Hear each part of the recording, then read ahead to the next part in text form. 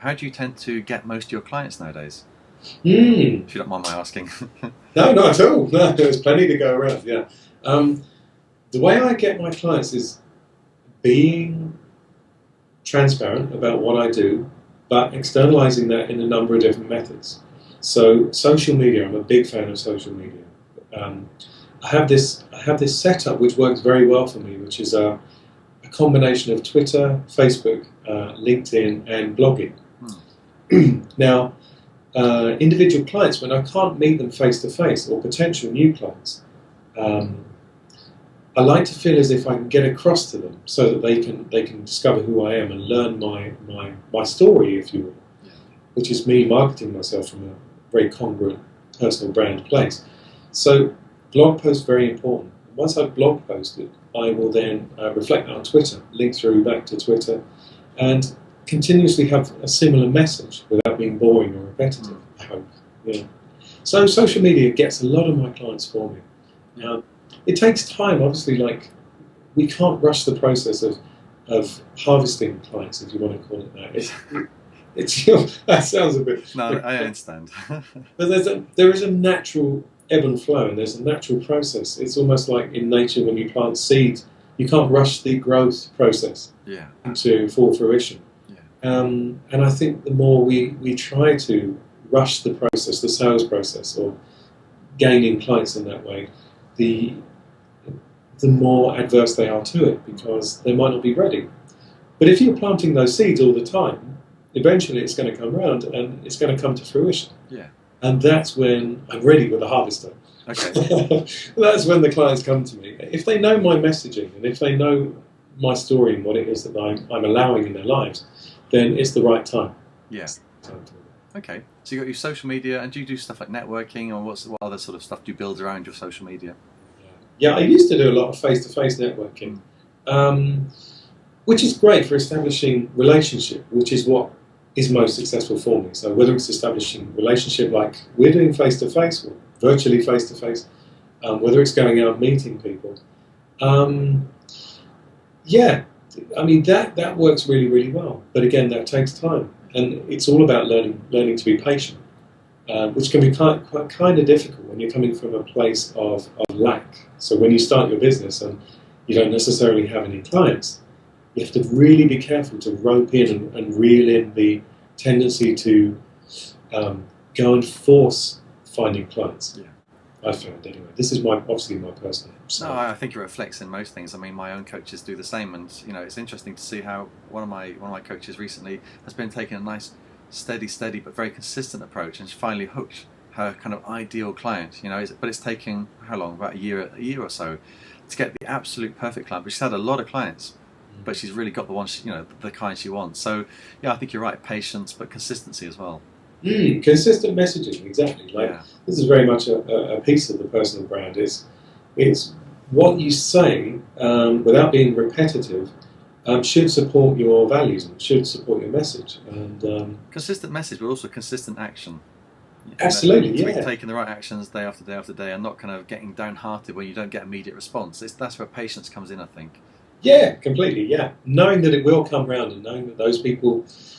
It's logging, it's going into the head, and when they're ready, they'll come to you. Which is great, because you're getting clients which are ready to do the work, so they're going to lean into it 100% as you're leaning in 100%.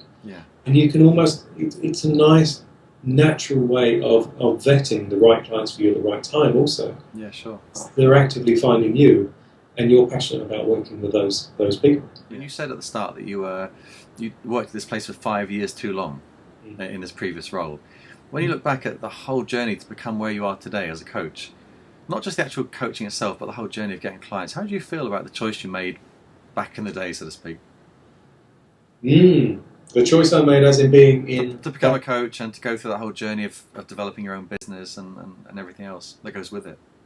Yeah, I think there was always a longing. There was always something in me which said that I'm an entrepreneur. I'm someone who wants to, not in a Dragon's Den way, not that that's a bad thing, but as in I have something within me which I need to craft and allow out myself.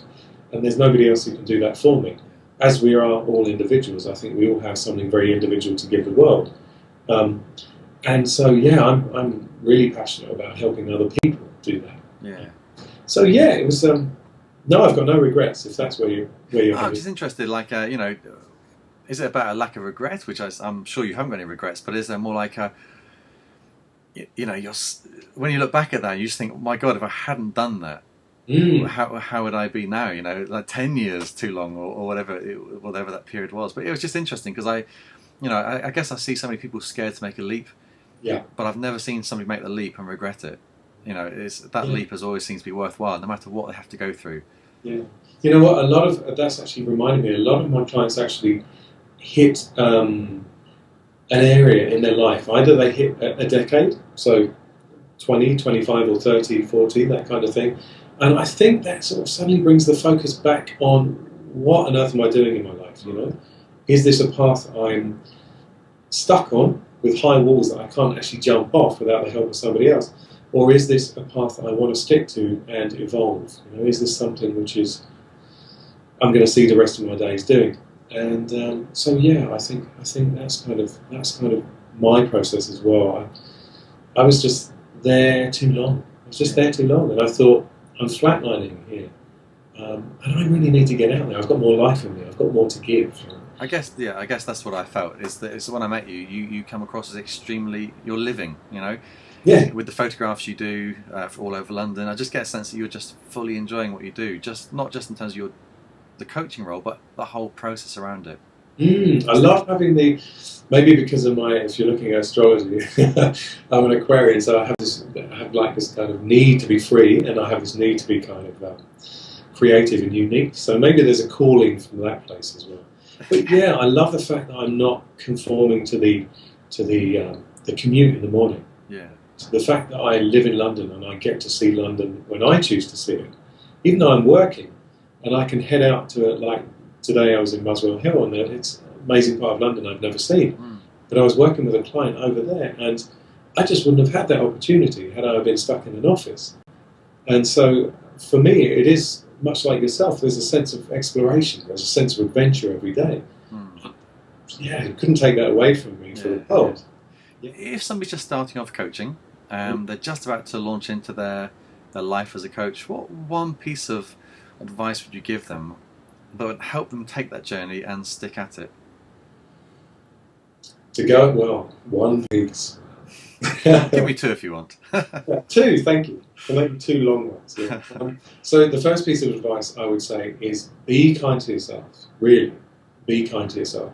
The actual process of going out there and starting your own business, whether it's as a coach or just as a solopreneur, is a tough one to begin with. It's a whole new battleground, and it can be a battleground. So be kind to yourself. Give yourself plenty of space, plenty of time to recuperate, and yeah, just be kind to yourself. That's the first thing I would say, and that's on a physical aspect as well. You know, get exercise and get some fresh air. It's important. It can be quite a solitary affair if you're being a coach, if you're being a sole trader, solopreneur. You can set up at home and you can get cabin fever. Yeah. So go out and find life as well. It's all about the human connection for me, relationship. And the second part is very, very clearly define your niche, define your brand. I would say that. You would say that, but you're absolutely correct. Defining your brand, it makes life so much easier because you're very in alignment with what you should be doing, and your clients can find you easily. So it makes life a lot easier. You're not, marching through this really high corn with the scythe, sweeping back the corn to try and find the gem in there. You're actually just making it easy. It's almost like a signpost. This is what I do, and it's what I love doing. If anyone wants to find out more about you, if they want to work with you, discover you on the website, etc., how should they do that? Well, probably best to go and visit my site, which is www.luminouslives.com. Follow me on Twitter, which is @PhilAskew. That's probably going to be the best way, I think. Or you can email me, which is phil@luminouslives.com. Wonderful. Phil, it was really, really delightful interviewing tonight, and I will see you very soon. Thanks ever so much. Thanks very much, Nick. Cheers. Bye-bye.